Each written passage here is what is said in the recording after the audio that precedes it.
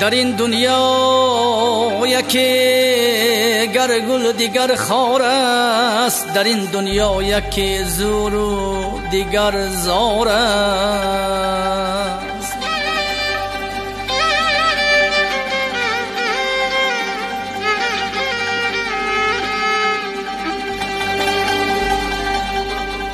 یکی گربار 100 کس می کشد تنها، یکی برگردن 100 کس فقط بار است.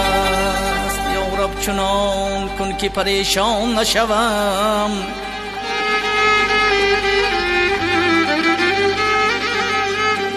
یا رب چنان کن که پریشان نشوم. محتاج برادران و خویشان نشوم. یا رب تو مرا سرکش مستم نکنی، یا رب تو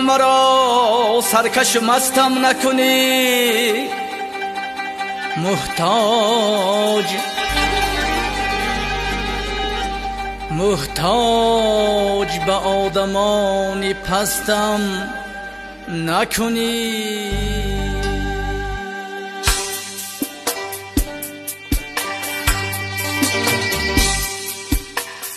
ای خدا باری ندیدم روی این باغ و چمن، ای خدا باری ندیدم روی این باغ و چمن.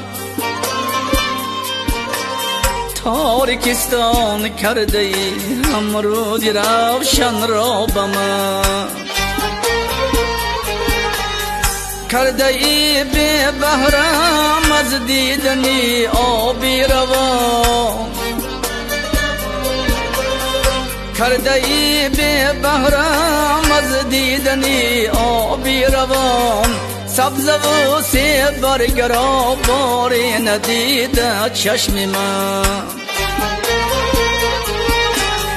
ای خدا باری ندیدم روی این باغ و چمن.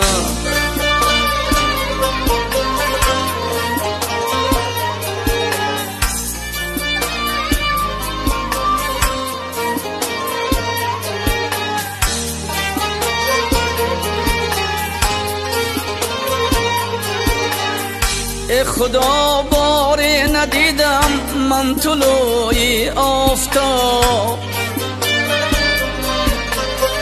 از تماشای ستاره به نصیب گردیدم. ای خدا هرچند بخشیدی مرا چشمان تار، عمر خود را من به ذکری نام تو بخشیدم.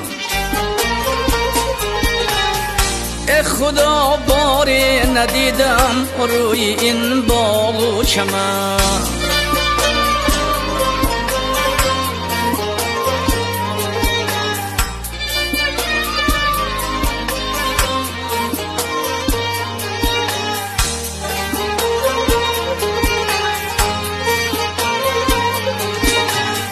شکر گویم دست و پای دادت را ای خدا،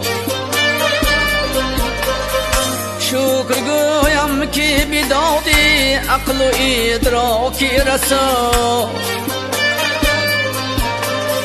شکر گویم که زبانم دادی پروردگار، شکر گویم که دلم را کرده ای تو با صفا، شکر گویم که زبانم داده ای پروردگار، شکر گویم شکر گویم شکر گویم 100,000.